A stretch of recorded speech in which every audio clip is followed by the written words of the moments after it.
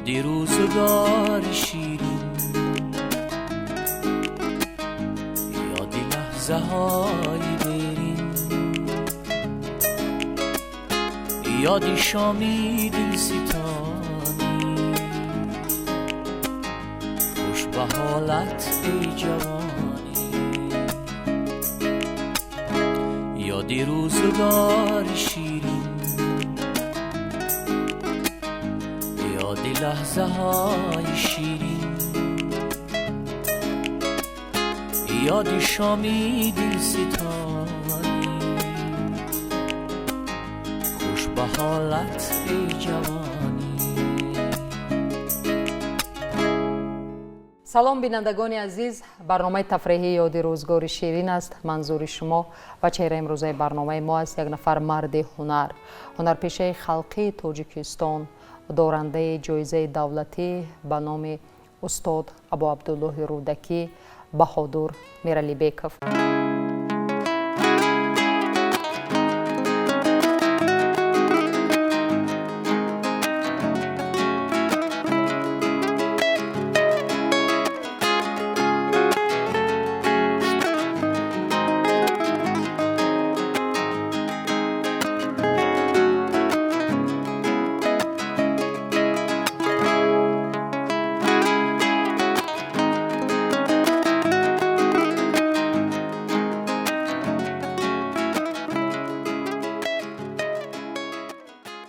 سر سفره ما حضور دارند مهمانی بسیار ارجمند، دارنده مدال خدمت شایسته تاجیکستان مولانا نجمیدینова. خوش آمدید. سلامت باشید. سلامت باشید. می رویم با آغاز شناسایی های شما با چهره امروزه برنامه بهادر میرعلیبیکov. استادم یعنی بهادر میرعلیبیکov از آوان کودکی، یعنی طریق تلویزیون، طریق آینه نیلگون به واسطه فیلم ها یعنی میشناختم. بعداً وقتی که در همین ساحه به کار آمدم، به تئاتر به کار آمدم، آشنایی پیدا کردم. اون وقت استاد در تئاتر لاهوتی کار میکردن. ما میخوندیم، اونا بعد در تئاتر مایاکوفسکی اومده دعوت کرده بودن، نمایش میموندن. تقدیر همین خیل شد که سال 2008 بهادر میرعلیبیکov سرکارگردان تئاتر به نام ولادیمیر مایاکوفسکی گردید و از همون وقت هم دوستی هم همکاری ما خیلی زیچ یعنی آغاز شد، جور شد و همین گونه رفت و هر نمایش میگرفتند استاد، یعنی حتما اگر نقش اپیزودی هم می بود حتما یعنی اونجا من کمینه اشتراک داشت و از جهت کارگردانیش اگر گپ زنیم خیلی انسانی سخت گیرن، یعنی در وقتی کار اصلا برادری و آشنایی و دوستی ندارن. اما جهت انسانیشون اگریم چقدر یعنی چقدر انسانی خوبند و یک خصلت دارند. وقتی که دعوا میکنی، وقتی در بین آمد، در بین همون کلکتیو تئاتر میشد این خیلی آدمای ایجادکار خیلی احساسی هستند و زود نافهمی ها میشود، همراه همدیگر دعوا میکنی. یعنی این همش نافهمی ها، دعواها، این همش دعواهای ایجادی هستند. اما وقتی که بیرون از کار شدی باز همون دوست و رفیقی و اکای بهادر همین خیلی است که وقتی که همراهش دعوا میکنی یعنی گپ خودش همون گپ یک تا ماندگیش دو تا نمیکنه. خوردن و خوابیدن است مگر؟ کار حیوان هستیم. اون که آفرید انسان را فکری بیکرانه داشتی، میدید دور و نزدیک و پیش و پس را. ما را عقل و هوش الهی مانند از بحر آن داد که در بیکاری مغار بندد آن عقل. انسان با چی مهارتی ساخته شده است؟ چی عقل عالی جناب، چی قابلیت به انتهای دارد. طرحش، حرکاتش چندازه موجز و معنی دار است. عملش همچون فرشته، ادراکش مثل خدایان، تیراز جهان، تاج مخلوقات.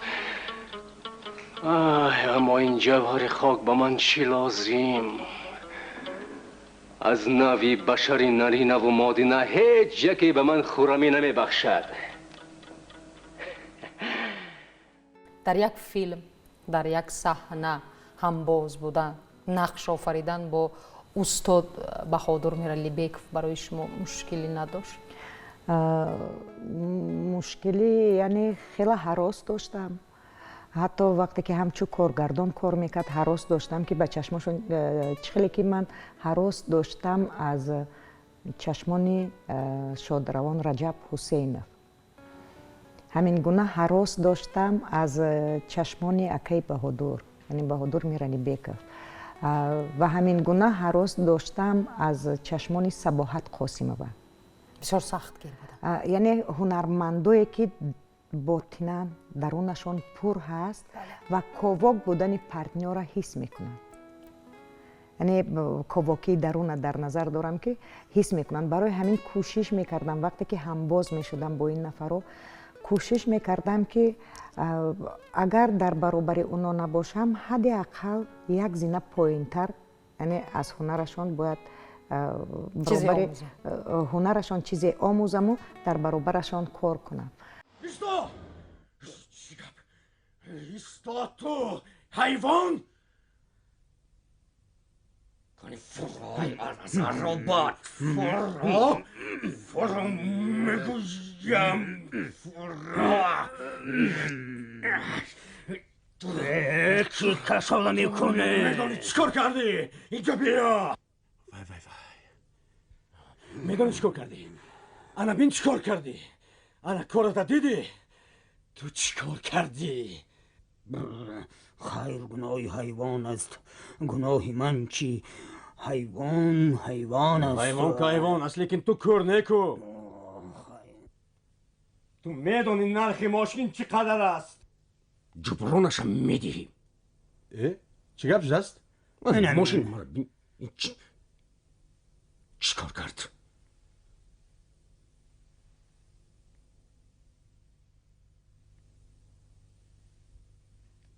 هیچ گپ نبود است کو؟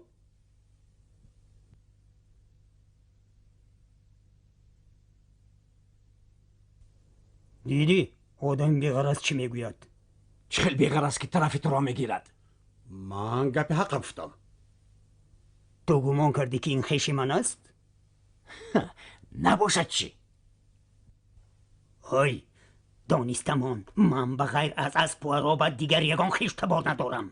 های من به دارایی تو کار ندارم. تو ضرر با ماشین رسانده ما رو میپردازی و تمام. سیاست عکس من گپی حق را میگویم. تو ماشینت را در پسی عرابه من گذاشتی. ایستاد اینجا بیار. صبر کن. چی صبر کنم؟ اما نقشایی که امروز بهادر میرعلیبیکov در سینمای تاجیک زیاد میآفرد، ما میبینیم فیلم های خیلی زیاد دارند، نویله های تلویزیونی، اپیزودهای مخصوص در تئاترها دارند. خب با اندیشه شما هنرمندی بهادر میرعلیبیکov از دیگر هنرمندان اصیل و ورزیده کشور چه تفاوت دارد؟ بهادر میرعلیبیکov حتی در فیلم من میدونم همراهش همباز بودم، من مشق میکردم، زبان زده میکردم متنم. کارگردان هر چیزی که میگو با دقت گوش میکردم، با دقت، یعنی از همون گفتی کارگردان نبرویم هر چیزی که میخواهد، برای که روبروی یعنی تلویزیون اکران روبروی دوربین این خیلی دشوار است. ما عادت کردیم همراه تماشابین زنده و اینجا تماشابین آهن است، آهنی که از میلیون تماشابین، یعنی تو معرفی میکند به میلیون به تریلیون تماشابین دیگر. و بهادر میرعلیبیکov وقتی که کارگردانی فیلم میفهموندن که باید چیکار کنن شد، فهمیدم با یک دوبل нақшашона нақшофарӣ мекарданд ва болои гуфтаи коргардон даҳи дигар зам мекарданд. до даргаҳи бахт монда буд як қадаме. ин лаҳза биёмад ба сарам кӯҳи ғаме. шани падари ман ба замин яксон шуд. воро падари мена таъхир намуд.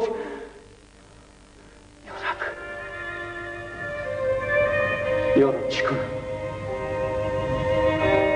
таъхири адуро барам аз ёду ҳушам. ё волиди маҳбубаи худро бикушам. ёд дорам ки филми русия золотой запас захираи тиллоӣ коргардони ҳамин филм мурод алиев ки мо ҳамроҳ кор карда будем вақте ба тоҷикистон омадам. як филми дуҷониба буд. унҷа як нақшак доштем ва ҳамон коргардон яъне хела ҷустуҷӯ кард ҳамин ҳунарманда, яъне маҳз баҳодур миралибекова барои дар филмаш нақшофарӣ кардан. яъне инам аз чӣ гувоҳӣ медиҳад? аз бузургии ҳунари ҳунарманд. вақте ки коргардон берун аз марз ҷустуҷӯ мекунад ва баҳодур миралибеков дар яъне берун аз марз хела кори зиёд кардаанд. шояд ҳаст нафарое ки надонанд. дар беларусфилм, ленфилм, туркменфилм хеле зиёд ҳамкорӣ карданд ва муваффақ ҳам ҳастанд. кадом ҳунарманди мумтозу машҳур ҳастанд? баҳодур миралибеков. яъне фикр мекунам ки ҳар лаҳзае ки масалан кор мекардем, ҳамкорӣ мекардем ва мегуфтанд ки хушназар майбалиев ва албатта ки номи устоди арҷаманди мо Фаруқ Қосимро ҳам мегирифтанд ки дарс омӯхтам ва ҳамеша боз бузургии ҳунармандӣ устод Баҳодур Миралибеков дар чӣ аст ки то ба имрӯз худашон яъне меомӯзанд аз мое ки фақат ҳунармандем. он кас ҳам дар ҷодаи ҳунармандӣ яъне дар сатҳи болоанд ва дар ҷодаи коргардонӣ ва боз аз мо меомӯзанд.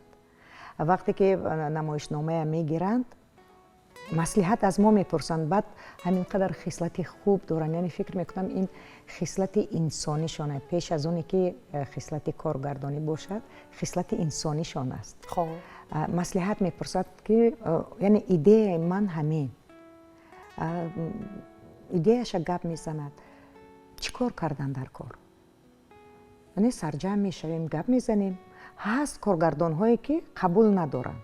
гӯш мекунанд, ҳамон кори худашона мекунанд. акай баҳодур не. ҳар як намоише ки мемонанд албатта яъне ҳамроҳи ҳунармандо ҳамсуҳбат мешаванд.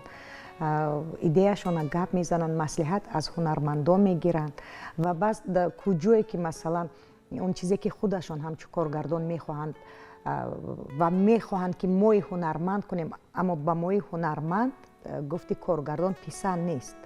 баъд мегӯем ки акай баҳодур биёд дигар хел кунем. яъне пеш аз дигар хел кардан бояд ҳунарманд чандта вариант дошта бошад ки коргардон баъд қабул кунад. баъд хайр биё кане гуфти ман нашуд, биё кане кори худата нишонте.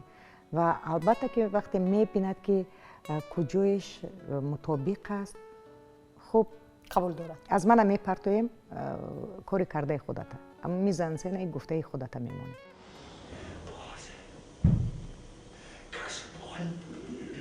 Как же больно, тошно. Боже, ты же знаешь.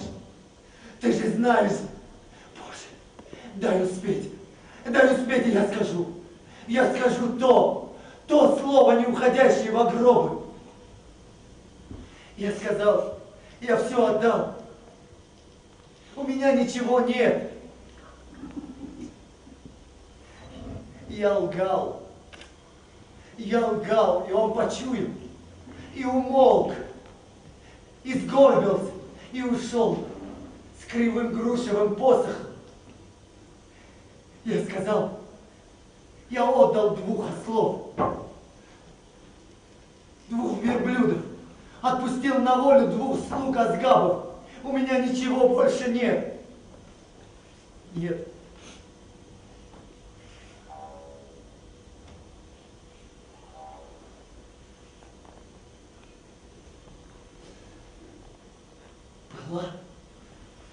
Была еще лепешка.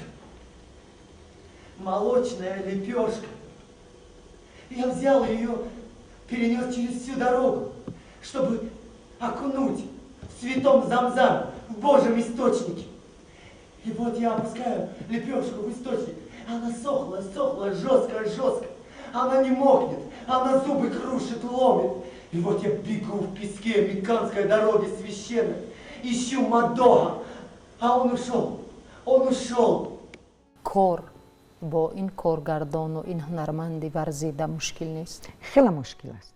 یعنی مشکلی در چیه؟ خیلی زیاد از حد زیاد سرطلب هستند.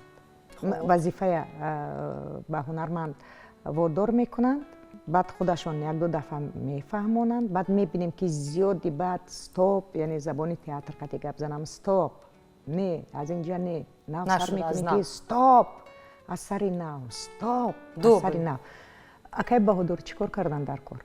فکرشون گپ میزن میله شما روید بعد 20 دقیقه یا بعد نیم ساعت بیایید، روید در فایه تئاتر شینید بعد بیایید. یعنی میروند بعد 20 دقیقه دعوتشون میکنیم اکا بیایید بینید چی مناشد. فقط اینجاش مثلا پیسان نیست، انا اینجاش معقول، اینجاش هم میمونیم، اینجاش هم میگیریم. روز دیگر میبیایی نه اثری نو میکنیم. یعنی میروند فکر میکنند بالای همون متریالشون کار میکنند. برای چی میگم که خیلی یعنی همراهشون کار کردن خیلی دشوار است. در سینما هم دشوار است. برای چی؟ برای که اون مرد علاقه کار خودش هم میداند، همراهش دروغ بازی کرده، یعنی دروغ بوده نمیتوانی. و وقتی که نگاه میکند همراهت گپ میزند، کارگردان یعنی همه گناه به خودش میگیرد. یعنی میبیند که مولانا پر نیست. یعنی همه پارتنرش قطعی همین گناه است. بعد میگه که یعنی آهسته که مولانا درونت پر کن، برای که اکران همه نشان میدهد. و بعد با کارگردان سپارش میدهد؟ نه مثلا عبدالحی کارگردان، عبدالحی 5 دقیقه تنفس اگر اجازت باشد اگر تنجه است میگه لازم، برای من لازم. یعنی برای که من پر شوم گناه به سر خودشون میگیرن، گویا که به این کسا کدام کار افتاد. یعنی با این گناه خصلت های انسانیشون هم خیلی بالا است.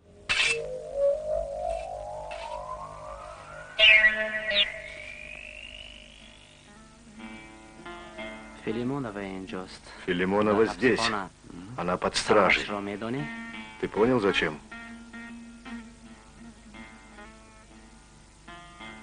مرا فوش کردن نیت دارند. Хотят меня изобличить?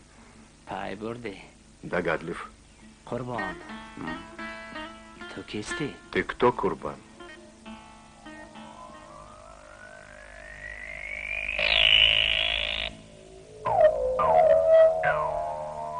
نفهمیدم. Объясни, не понимаю. دشمنان بسیار. Враги делятся на 3 разряда. دشمن، Враг, دشمن دوست، враг друга, و دشمن دشمن. враг врага. بگو، تو کیستی؟ Кто ты?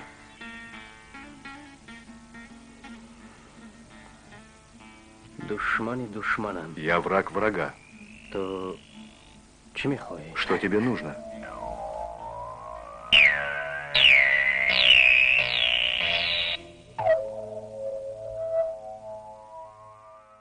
بار همسفر بودید؟ زیاد. در سفر چی گونه؟ در سفر انسانی نکوست. یعنی هر یک فرد، هر یک دوست، هر یک کس و ناکس بودن، یعنی یا قرض بده یا همراهش سفر بره. یعنی خیلی انسانی نکوست، خیلی رفیق جانی است، خیلی دوست جانی است، خیلی دوستی که مثلا سری راه نمیپرتاید. سلامت باشید. از این منبر بسیار بلند با چهره امروزه برنامه ما هنرمند اصیل، هنرمند دوست داشتنی بهادر میرعلیبیکов شما همچون دوستی بسیار قرین چه تمنا و آرزوها داره؟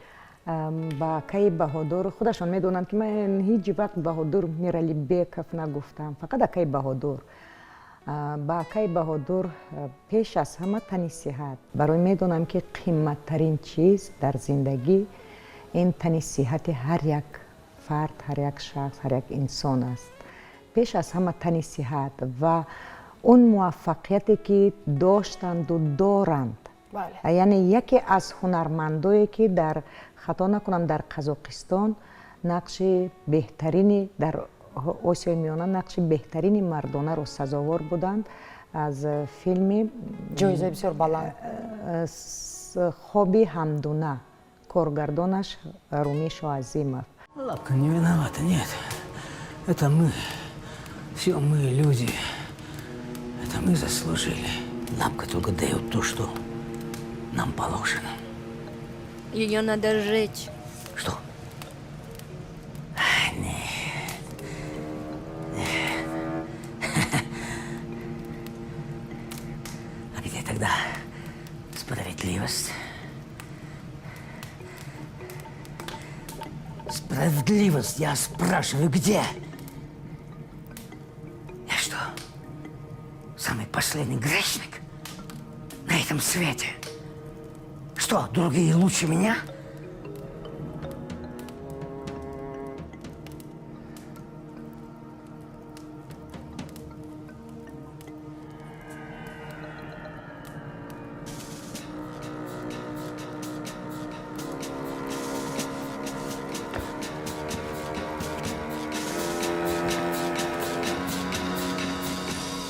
Ее нельзя сжигать, нет. Это было бы очень просто. Нельзя.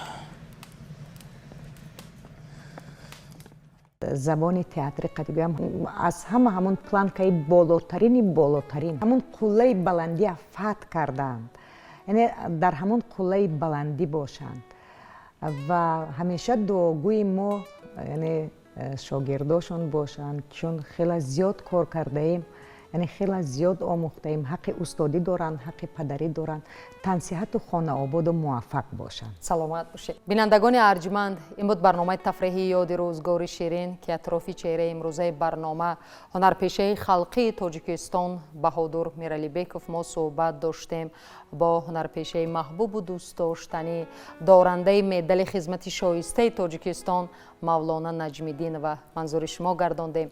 برای دعوت ما را پذیرفتن و صحبت بسیار پرمحتوا و شما اظهار تشکر میکنم. سلامت باشید.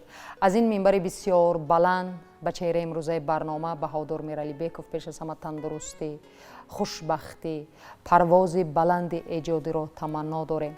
آرزومند آنیم که در مکتب هنری بهادر میرالیبیکوف شاگردان زیاده به کمال برسند، زیرا مکتب چهره امروزه برنامه ما بهادر میرالیبیکوف مکتب بسیار خوب و بزرگ و ارزنده آموزش است و بگذار شاگردان زیاده برای صحنه، برای صنعت، برای فرهنگ در این مکتب به کمال برسند و برای تاجیکستان بیشتاسای ما خدمت‌های سزاوار کرده باشند.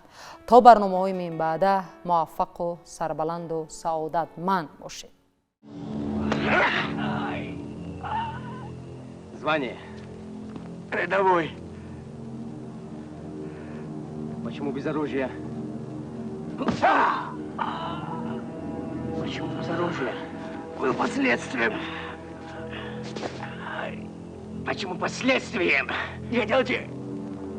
Гром вас боялся, выкрадите! Айрана некарда. Метарсидас ки нафарои мо дуздиш накуна.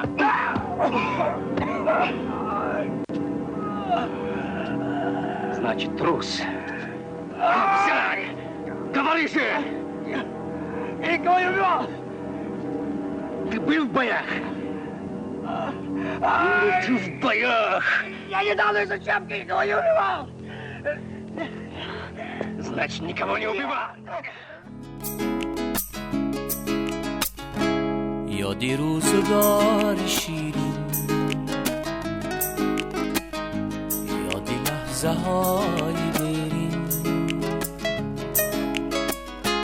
یادی شامی دل ستانی، خوش به حالت ای جوانی، یادی روزگار شیرین، یادی لحظه های شیرین، یادی شامی دل ستانی، خوش به حالت ای جوان.